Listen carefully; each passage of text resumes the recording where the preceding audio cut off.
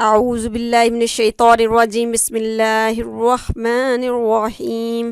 میری پیاری بہنوں، آج جو ہم پارہ شروع کرنے جا رہے ہیں وہ تیسرا ہے۔ اللہ تعالیٰ سے دعا کیجیے کہ اللہ تعالیٰ ہمیں ثابت قدم رکھے کہ ہم پورا قرآن پاک جو ہے اسی طرح سنیں اور سنائیں۔ آپ جو اہم نکات بیچتی ہیں بہت ہی زبردست ہوتے ہیں۔ اللہ تعالیٰ آپ کو جزائے خیر دے اور اللہ تعالیٰ آپ کے اوقات میں برکت ڈال دے اور میرے اوقات میں بھی برکت ڈال دے۔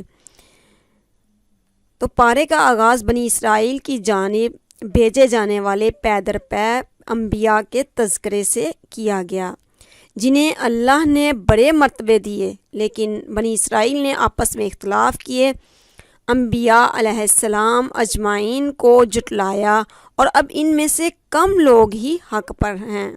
اب امت مسلمہ اس اللہ کے پیغام کی امین ہے۔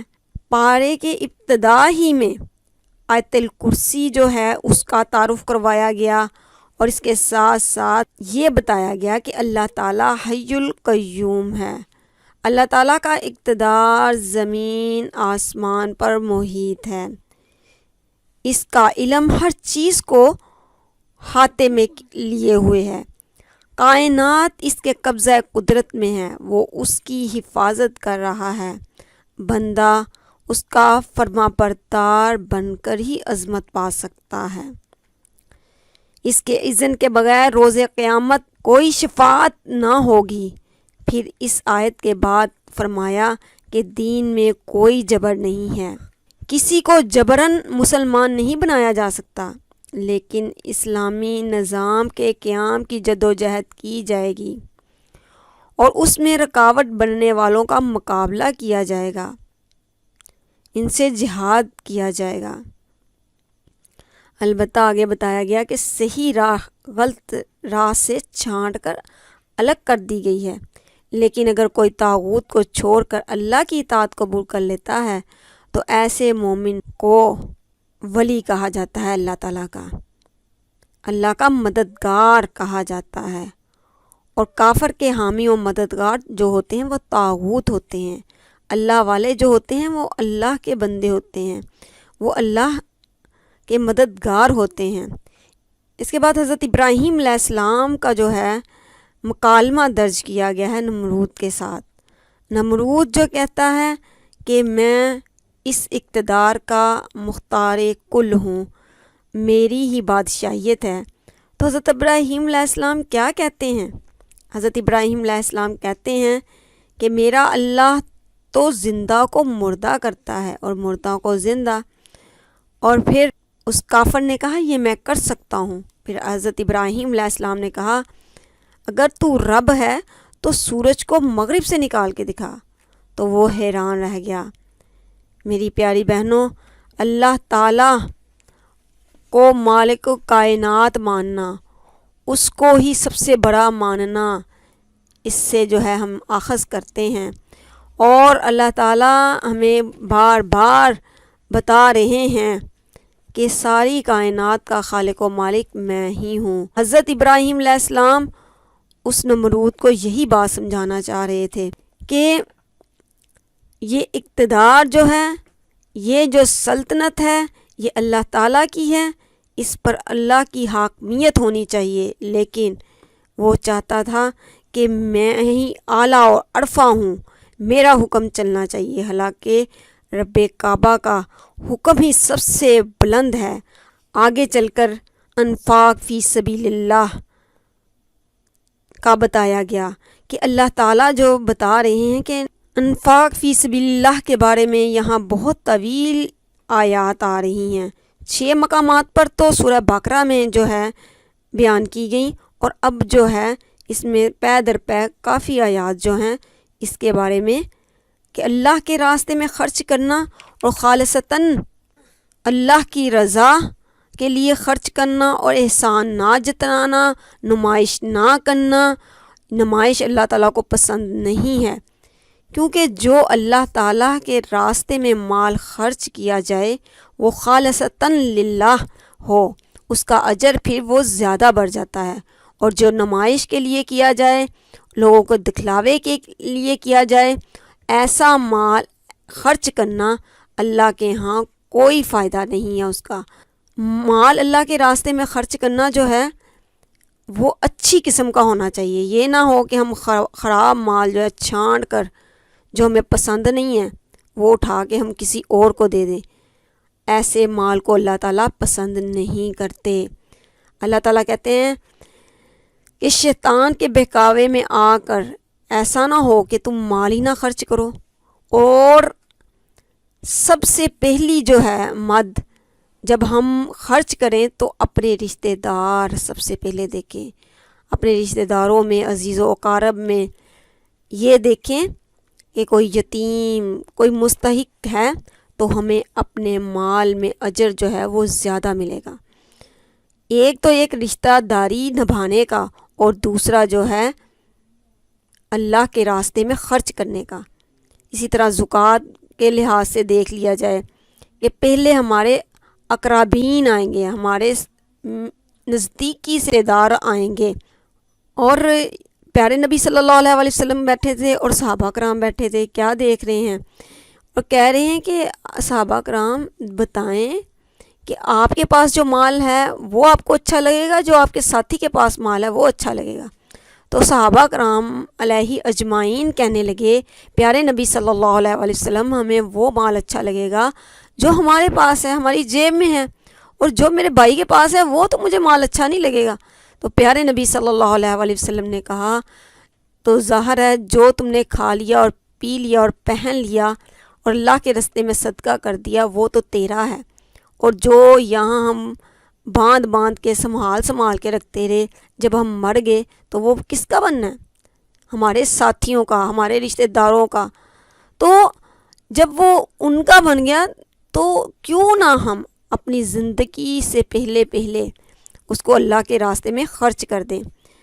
سود کی حرمت اور سود کھانے والوں کے خلاف اللہ اور اس کے رسول اللہ صلی اللہ علیہ وآلہ وسلم کی طرف سے اعلان جنگ آج کے مسلمانوں پر مسلط جو مصائب ہیں اس کی ایک وجہ سودی نظام ہے۔ سود کے بجائے اللہ تعالیٰ کی راہ میں صدقات دیے جائیں، قرض خواہ کو سہولت دی جائے یا معاف کر دیا جائے تو یوم قیامت اللہ تعالیٰ اس کا بھرپور بدلہ دیں گے۔ اس میں غزوہ بدر کا جو ہے ذکر کیا گیا، اور غزوہ بدر جو ہے اللہ تعالیٰ نے یہاں یہ سمجھایا کہ چھوٹی چھوٹی جماعتیں جو ہے وہ بڑی بڑی جماعتوں پر غالب آ جاتی ہیں۔ اور پھر یہی نہیں، اس کے بعد غزوہ بدر کی روشنی میں کفار کو وارننگ دی گئی کہ وہ اپنی حرکتوں سے باز آ جائیں، ورنہ وہ دنیا میں بھی اذیت اٹھائیں گے اور آخرت میں بھی رسوا ہوں گے، جیسا کہ فرعون اور اس سے پہلے لوگوں کا انجام ہوا۔ اور پھر بتایا مسلمانوں کو بتا دیجئے کہ دنیا کی رنگینیاں، دلچسپیاں، عورتیں اور بچے، مال اور دولت یہ چند روزہ دنیا کے ساز و سامان ہیں، اور آخرت میں رہنے والی ہمیشہ جو چیز ہے جو ساتھ جانے والی ہے وہ نیکی ہیں، اور مومنین کی وہ صفات وہ اپنے اندر پیدا کر لیں تو وہ آخرت میں کام آئیں گی۔ تو یہاں جو مومنین کی صفات بیان کی گئی وہ ہے کہ سحری کے وقت اللہ سے استغفار کرتے رہتے ہیں، اور کوئی مشکل آ جائے تو صبر کرتے ہیں، سچے ہوتے ہیں اور فرما برداری کرنے والے ہوتے ہیں، اور سخی اور اللہ کے راستے میں خرچ کرنے والے ہوتے ہیں، اور دین کی سربلندی کے لیے ہر وقت کوشاں رہتے ہیں۔ آگے چل کے بتایا کہ دین اللہ تعالیٰ کے نزدیک صرف اور صرف اسلام ہے۔ دین زندگی گزارنے کے طریقہ یا راستے کو کہتے ہیں۔ دین اسلام سے مراد زندگی گزارنے کے لیے سلامتی والا طریقہ یا راستہ جو اللہ عز و جل نے اپنی نازل کردہ کتابوں میں انسان کو بتایا، اور انبیاء علیہ السلام نے اس پر عمل کر کے دکھایا۔